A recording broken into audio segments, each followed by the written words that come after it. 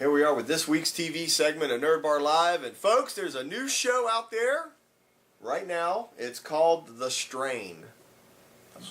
We've talked about the comic book. Now we can finally talk about the TV show. Yeah. There it is, folks. There's the poster for the TV show, The Strain. Based off of Guillermo del Toro's comic book of the same name. So, we talked about this before. In the comics, it is vampires.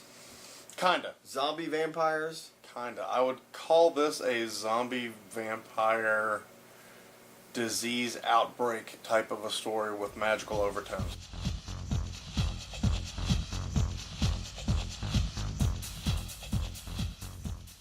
It starts with like a disease outbreak. I mean, the CDC is kind of the main thrust or the main storyteller. So far, the show's been really good. I think this is horror done right.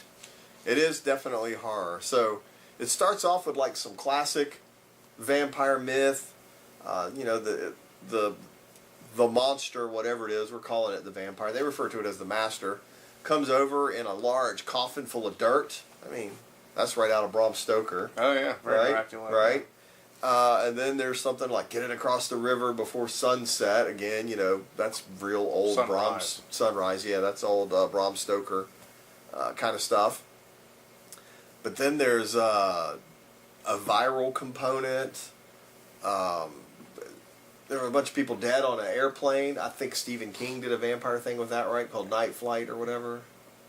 Maybe. I don't remember the name of it, but I remember there was a vampire that would fly around and always kind of stay ahead of the sun. And Well, I think where it diverges from, because you have the biting aspect of traditional vampirism, but then you have these worms that seem to be...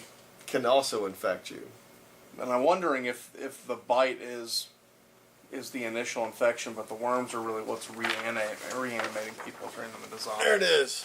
Zombie vampires. It is creepy, to say the least. Really pretty gross. But fantastically done, good special effects, story writing, acting. All right. There's a goth musician character also, which starts to remind me of Interview with the Vampires. And he seems to be turning into a little bit of a traditional style vampire. Right. So it's kind of, for me, it's kind of bundling up all of the known vampire myths into one spectacular, creepy, gross, scary TV show. Well, you know, it's a Del Toro product, and he's a fan too. He's not afraid to put his own spin on everything. Well, so far, we don't want to spoil too much, but there's a creepy ending on episode 2.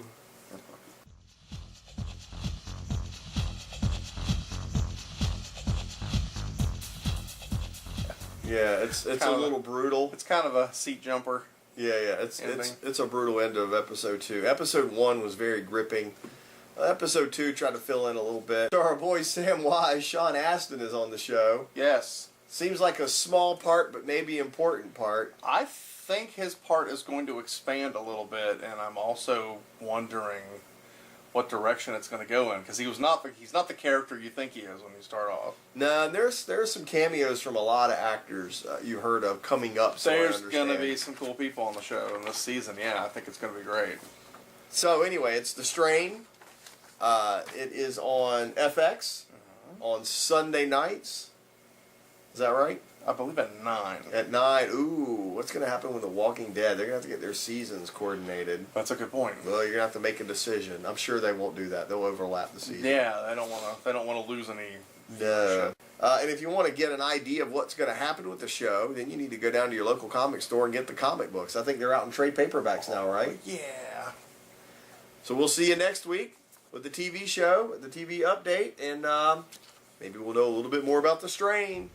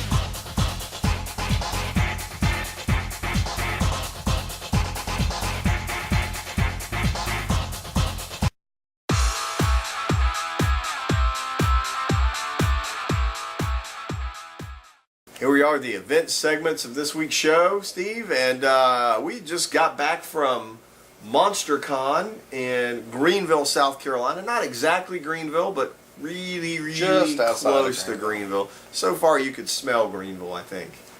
And Throw a rock and hit Greenville. It smelled green. Anyway, Monstercon, this was their second year.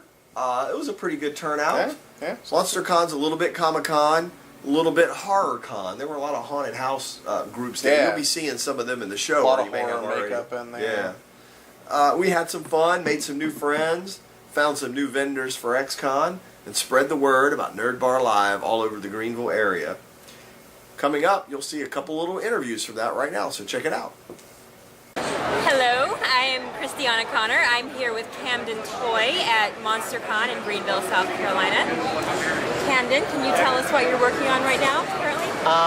Well, I have my film Valiant will be shown at the San Diego Comic-Con Film Festival next week, Saturday, July 26th, actually at 6:15. It's a post-apocalyptic, futuristic world where I play the King of England. That sounds awesome. It's really fun. Very cool. It's really fun. Yeah. Very cool. So I had that, and I just was in Texas not that long ago for a premiere screening of a film I worked on last year called Now Hiring, which is a comedy romance superhero movie, and I play the supervillain Lord Menace. And that was a lot of fun. So those are two films that are going to be out soon. Is there anything you're in right now that we can check out? Oh, that's a good question. Well, yes, absolutely. I'm working on the third season of The Bay, the Emmy Award nominated soap opera where I play a character by the name of Igor Chambers, who over the last 3 seasons has gone through quite a lot of different changes. So that's a lot of fun. So that's up online right now. Okay, cool. Awesome, Camden. Thank you so much. Pretty cool interview, huh? Yeah, definitely. Really crazy stuff. I was surprised at some of the information. I didn't even know any of that stuff. I like the energy, was great. Anyway, we got some other stuff coming up we need to tell you about, like going on right now, almost over, the Kids Design and Draw Your Own Superhero Contest. Yes. Kids 12 and under, draw a superhero that you made up, not one that you know about, but one that you created all on your own. Send it to us on Facebook. Bring it to the store, even better. Tell us a little about your superhero, and we'll have prizes for just about everybody. But the winning entry, hopefully, will be right here on this couch telling us all about their superhero after the contest ends. Let us know how cool it is. We look forward to seeing those drawings. Now, Steve, what other contest is currently going on right now at Nerd Bar? We also have a miniature painting contest going on right now, which I have extended the deadline for because we have a lot of out-of-state and out-of-city entries that are coming in. Really? I didn't know that, so we're just Yeah. not local now. That's a new thing. It just happened today, as a matter of fact. Uh-oh. So you better up your game. Yeah? Entries coming from all over. Yeah, I've got some ringers coming in from out of state. Any international entries yet? In fact, yes, we do. Uh-oh. We have one from France. It's not Paulo, is it? Paolo. You wish. That would be unfair. That would be awesome, though. Anyway, Paint Your Own Miniatures contest going on now. See, I did the European one. Kids Draw Your Own Superhero contest going on at the same time. So let's get those in because we have some awesome stuff that we want to give to you. We'll catch you next time. Hey, I'm Doc Rodden, and this is The Black Saint. and we're from Horror News Radio, the official HorrorNews.net podcast. I am the lead theatrical reviewer and interviewer for HorrorNews.net. Doc also reviews films for HorrorNews.net. We've been doing it for about 5 years now, give or take. Yes. And we do it for nothing because we're very charitable that way. And we also do this podcast, which is the best horror podcast on the web. So what's your favorite horror movie right now? I know you can't tell me all the time because you probably have a list. No, Dawn of the Dawn Planet of of the the Apes Apes is is fantastic. actually really, really good. It's a great movie. It's not really a horror film, but it's a really, really good movie. Horror-wise, wow. I haven't horror- seen- it's been a dry it's year been- for Yeah, horror. it's been really bad. I think it's fantastic. It's horror done right on TV. They screw up the characters, they get the horror right, and they make it creepy and scary and great special effects. I love it. And you, unfortunately, The first episode I thought was poorly acted. It seemed very rote, very pedantic. The effects are pretty What was good. that? Pedantic. Yeah. It's a big word. Pedantic. Look it up, kids. Pedantic. I know that. But it has potential. I read the books. I'm a little jaded, but it's okay. I read once in a while. I'm trying. I figured learning how to read would give me a date with Jessica Alba. It's not working so far, but I'm trying.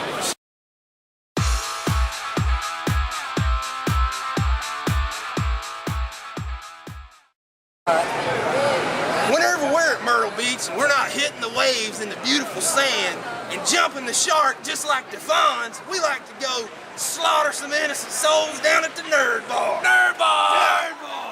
Nerd Bar! Nerd Bar!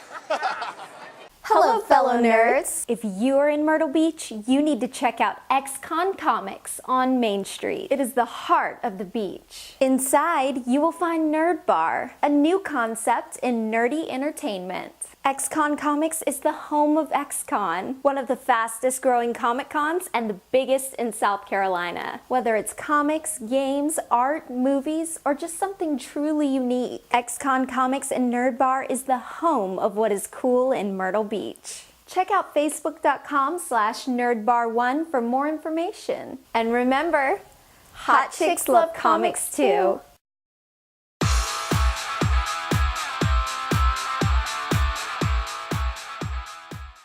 Here we are with this week's gaming segment, Steve. And Steve, we have a true board game today. Oh no, zombies. This is a very short, simple, easy, fun, and silly game to play. From the few times we've played, I remember you start off as a human and you got to make your way around the board, picking up supplies and get to the safe house. While that's going on though, there are zombies on the board. Zombies are being added to the board. The people you're playing against get to add the zombies and move the zombies. When it's your turn, you get to add and move the zombies. And so the goal is to get yourself safe and to heck with your friends. Okay, so what happens if you get bit by a zombie? If a zombie gets into your square, you become a zombie, and now you can't win the game, but you can make sure nobody else does. Oh, so you become the opposition at that point. Yeah. Nice. So it is definitely the quintessential zombie plan rule. You don't have to be fast, just faster than your friend. That's how the game goes. This game is only $30. It's made by, I believe, distributed by Accoutrements. Mm-hmm. We have some at Nerd Bar Live. You could probably find them at other places. Again, it's just a quick, fun, easy way to play a zombie game where it's kill or be killed, and nobody is on a team. You're all out for blood. So what happens if you all become zombies? Game over, man. Game over, man. So check it out. Oh no, zombies! We'll see you next time.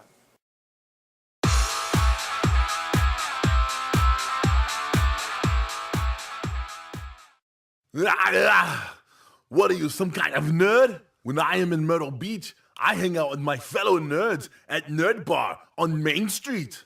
On Thursdays, I enjoy the board games and the beer nights before I get to the chopper. Yeah, go to Facebook.com/NerdBar1 for more info. I'll be back.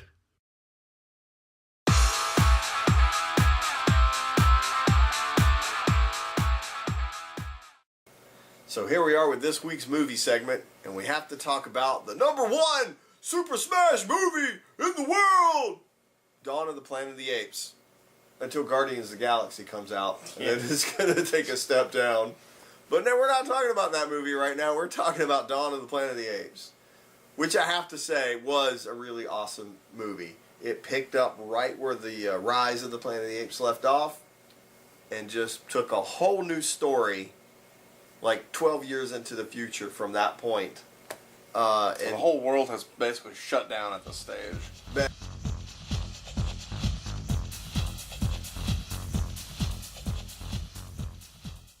Caesar is still the main character. Do we ever get any science behind that? In the first movie, you get a lot of science. Okay. The second movie assumes we know all that now. Now we're dealing with... So the second movie has nothing to do with why did this happen. It's all about surviving it. There's a couple of minor conversations where they refer to it as like the simian flu or something, and somebody else corrects them and goes, oh no, that was created in a lab by man. Don't blame the primates for this. You know, we made that. They didn't. They're as much of a victim as we are. So it's very us against them as far as humans versus apes. Yeah, it doesn't really start off that way. The apes kind of keep it to themselves. And as far as you know, this may be the only pocket of evolving apes in the world. You don't know how it's affected them globally. We're just concerned with San Francisco. And there's some human remnants in San Francisco, and they're trying to reestablish civilization. Okay. They're trying to get the lights back on. They got to get this dam working again.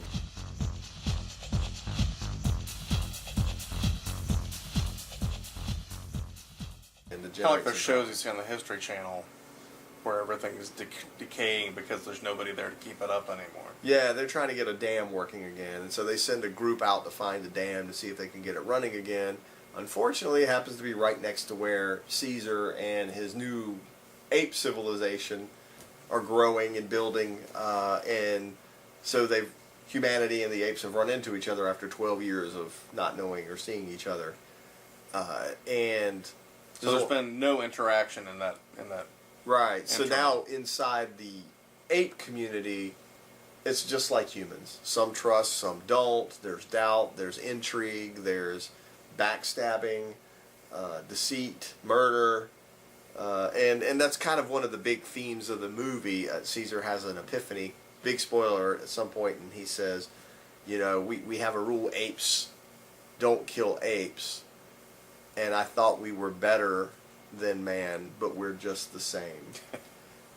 Which takes a bigger leap, meaning the more intelligent a species get, the more prone they are to just being diabolical. Oh, sure, yeah. Self-serving. So basically all the worst traits in humanity, the apes are now sort of naturally evolving on their own. Yeah, as they evolve, they're starting to pick up all of these bad things that come with higher intelligence. Well, I assume there's some good things too. Well, I mean, they can talk. No, I just mean not all apes are like, kill. No, and they evidently instantly all knew how to use firearms with no training. Fantastic.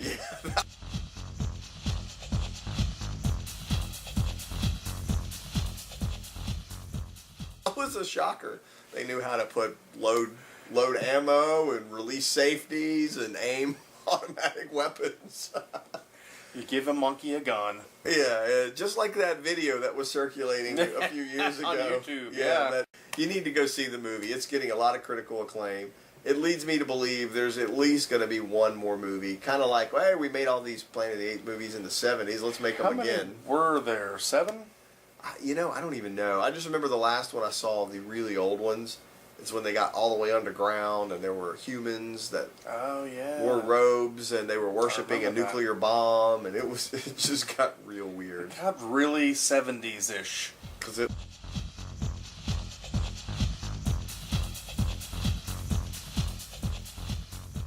was in the 70s. So, Dawn of the Planet of the Apes, in theaters now. Really good movie, lots of critical acclaim. Go see it. Bring some monkeys if you happen to live in Myrtle Beach. Evidently, that's a thing. It is a thing, yeah.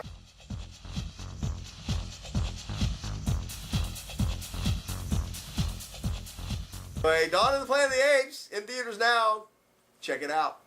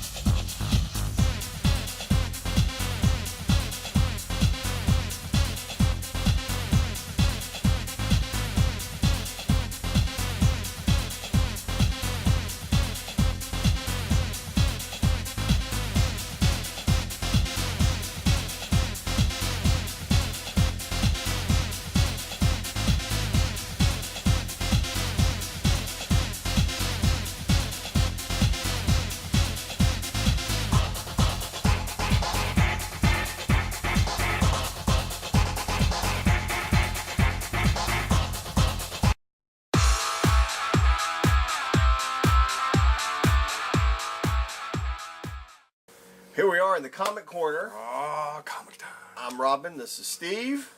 Steve, what are you kicking us off with today? We're going to start with Robin Rises Omega. Me? I'm rising. Hey, like bread. Look at it. Look at that. I love seeing my name in comics. So, I'm assuming this is Robin like Batman and Robin. Yes. Why is Robin rising? What happened to him? Robin, Damian, Batman's son, with Ra's al Ghul's daughter,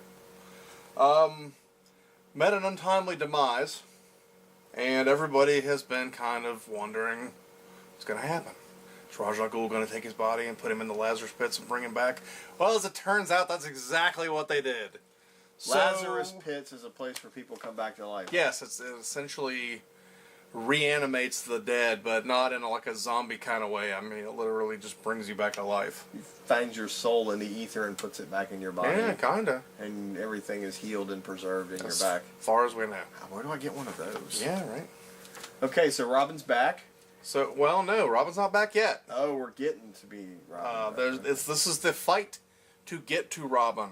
Oh, so Batman's trying to be and to this the body. One shot. This is a one-shot comic. Kicks off a whole story arc of this. This past week, as a matter of fact, has been a huge release week for Batman. There's a ton of Batman coming out. And you know why? Because we already celebrated just a few days ago Batman Day. 75th anniversary of Batman was just celebrated this past week. It's good times. So the Bat has been around for 75 years. He's old, folks. He's old. Oh, but he's still going strong. Yes, and it's going to be, I think this is going to be a tremendous storyline. So pay attention if you like Robin, if you like the Damian character. He was very, very popular. Huge fan favorite, so of course they're not going to just let him go. All right, what else we got? I know we got something else exciting. Oh, the most exciting thing ever. Life with Archie number 36, The Death of Archie. The Death of Archie. All right, first off, nobody ever dies in comic books. This is true. But when they do, it's usually a big deal, and it's a big issue. But Archie, come on. Yeah, well, this is like Life with Archie. This is not the main Archie title. But that's obviously it's only 36. The main Archie title has been coming out forever. Yeah, but that's what makes this a big deal, because they take what has been a joking, fun character for probably as long as Batman or longer. Sure. And they shoot him in a brutal way. It's pretty violent. Yeah, it's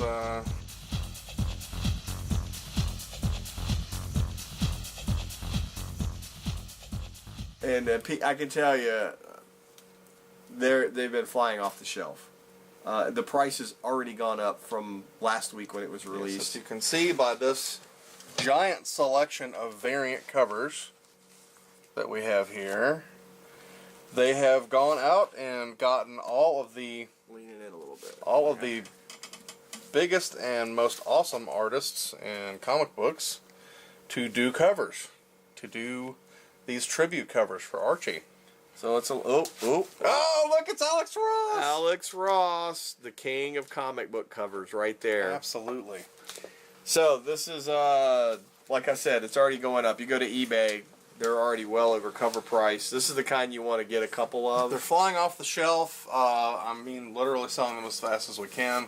They also put out this gigantic size commemorative edition. Nice. Because they're, they want to make sure everybody knows this is a big deal. This is the kind you get. You just read one, get a couple of others, put them up. Exactly. Get all of your favorite covers. You can get your favorite artists. It's really kind of a nice tribute, and as variant covers go, there's some really, really nice ones in this group. What everybody wants to know is, now that Archie's been shot and is dead, who cried more, Veronica or Betty? That's a great question. You'll have to read it to find out. We'll see you next time in Comic Book Corner.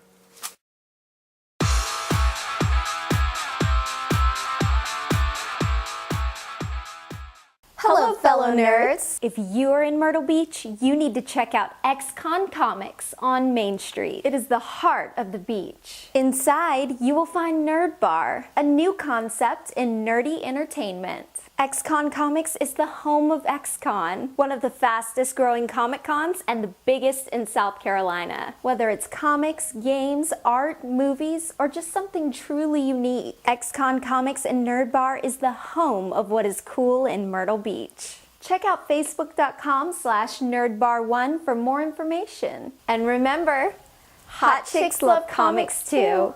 Darkness Pines is a place in Anderson, South Carolina, not far from a little town called Belton, where the Foley family lives. And the Foleys, I'm Malachi Foley. This is my brother Victor, my other brother Butterbean, and this is my sister Loretta. And there's some more of us, but like I said, we're a family that likes to take advantage of all things that come to us, including the land and people.